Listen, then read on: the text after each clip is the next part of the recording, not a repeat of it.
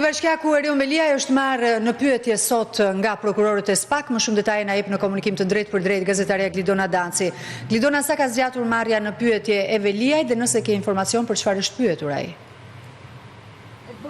Përshëndetje Anjola, në grupin e posaçme kundër korrupsionit dhe krimit të organizuar për 1 orë e 30 minuta, kryetari i Bashkisë së Tiranës Erion Belia, i cili ndodhet në masën e sigurimit të arrest në Burg, në praninë të dy mbrojtësve të tjerë Ermir Beta dhe Artur Selmani, ka dhënë shpjegime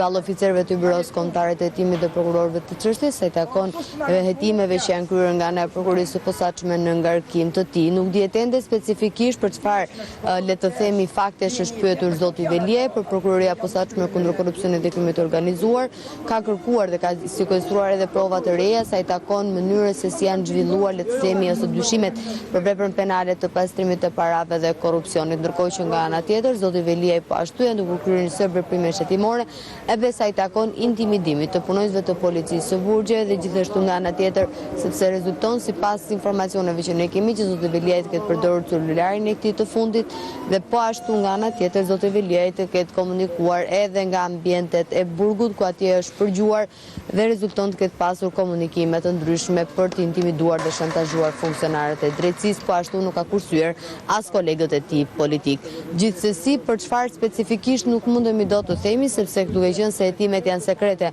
nga ana e SPAK, nuk ka asnjë lloj të dhënë më tepër. Ndërkohë që një ditë më parë, për gati 3 orë është pyetur dhe Elman Abule. E qartë, Glidona, të falenderoj për informacionet që përcolle në këtë komunikim të drejtë për drejtë.